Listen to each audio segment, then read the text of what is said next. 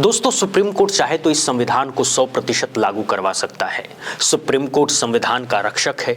Supreme court चाह ले तो इस देश से नफरत भी खत्म हो जाएगी और धर्म के नाम पर सियासत भी खत्म हो जाएगी। इस समय सुप्रीम कोर्ट के सीजेआई सूर्यकांत काफी ज्यादा तेवर दिखा रहे हैं।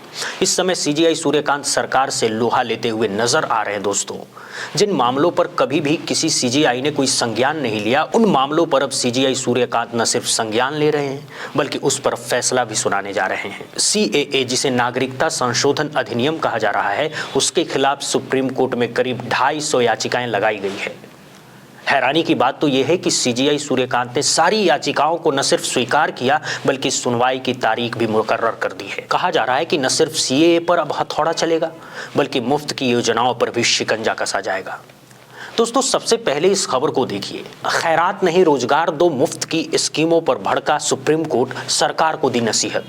वैसे सुप्रीम कोर्ट को कोई नसीहत नहीं देना चाहिए, सुझाव नहीं देना चाहिए, टिप्पणी नहीं करनी चाहिए।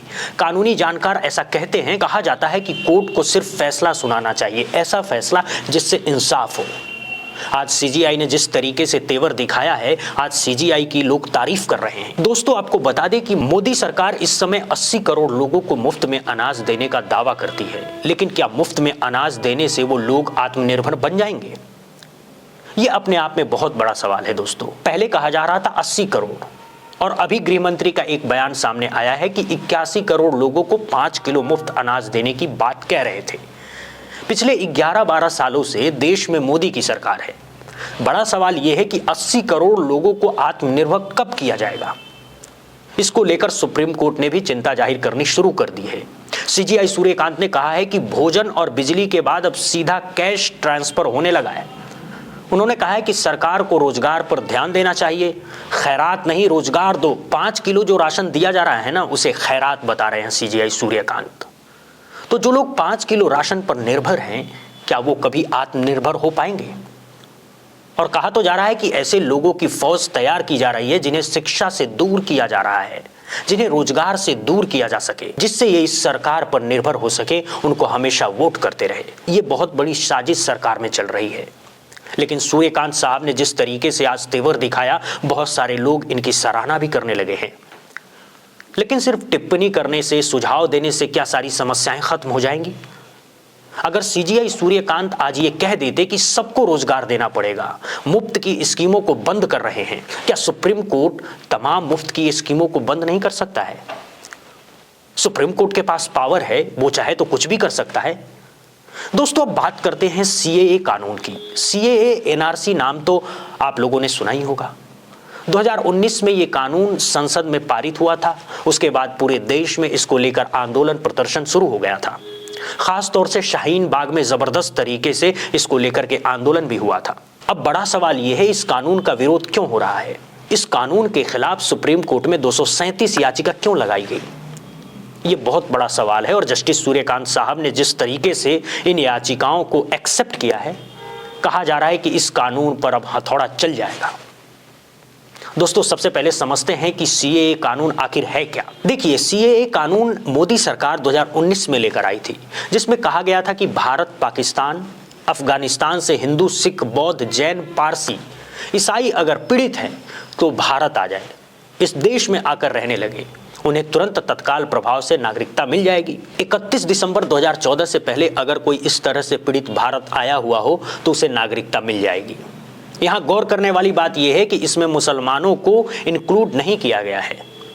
इसीलिए इस कानून का विरोध हो रहा है, क्योंकि कहा जा रहा है कि ये जो कानून है धर्म के आधार पर बनाया गया है। इस कानून का विरोध करने वालों का तर्क है कि ये जो कानून है ये आर्टिकल 14 का वायलेशन करता है, जो विधि के समक्ष समानता के अधिकार की गारंटी देता है, धर्म के आधार पर भेदभाव को रोकता है। आर्टिकल 14 तो हमारे देश के संविधान में जब समानता की बात कह रही है, आर्टिकल 14 हमारे संविधान में मौजूद है, तो क्या इस तरह के कानून बनाने चाहिए? क्या धर्म के आधार पर सरकारें कानून बना सकती हैं? नहीं बना सकती हैं, क्योंकि हमारे देश का संविधान धर्मनिरपेक्ष राष्ट्र की बात करता है। इसीलिए धर्म के आधार पर सरकारें कोई भी कानून नहीं बना सकती। और इसीलिए सीएए का विरोध हो रहा है। 237 याचिका इसके खिलाफ लगाई गई है। तो आप अंदाजा लगा सकते हैं कि यह कानून कैसा होगा, क्योंकि सीएए में धर्म के आधार पर नागरिकता प्रदान करने के प्रावधान को भेदभावपूर्ण माना जाता है। अगर इसमें मुस्लिम भी इंक्लूड कर दिया गया होता तो इस कानून में किसी को रत्ती भर कोई दिक्कत नहीं होती। और इस कानून से किसे ज्यादा दिक्कत है? मुसलमानों को दिक्कत है, खास तौर से वो लोग जो संविधान में विश्वास करते हैं। तो क्या सीएए कानून पर अब हथौड़ा चलेगा? क्योंकि 5 तारीख को इस पूरे केस में सुनवाई करने जा रहे हैं सीजीआई सूर्यकांत साहब।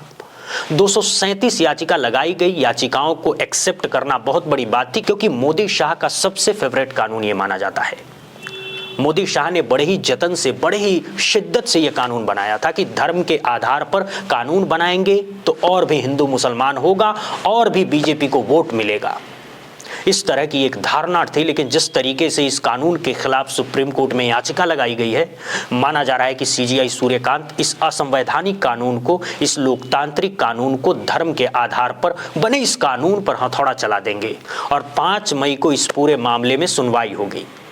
देखते हैं सीजीआई सूर्यकांत इसमें क्या करते हैं। बहरहाल लोगों की उम्मीद तो यही है कि सीजीआई सूर्यकांत इस संविधान विरोधी कानून को तुरंत रद्द करे, क्योंकि ये कानून संविधान का उल्लंघन करता है, संविधान के आर्टिकल 14 का उल्लंघन करता है। इसीलिए धर्मनिरपेक्ष राष्ट्र में धर्म के आधार पर बने ऐसे कानून की कोई भी जरूरत नहीं है। अब देखते हैं 5 मई को सीजीआई सूर्यकांत इस पूरे केस में क्या कुछ फैसला सुना पाते हैं। क्या सीएए रद्द कर देगा सुप्रीम कोर्ट? दोस्तों, इस सवाल को लेकर आप लोग क्या सोचते हैं, कमेंट में जरूर बताइएगा। बहुत बहुत शुक्रिया, बहुत बहुत धन्यवाद।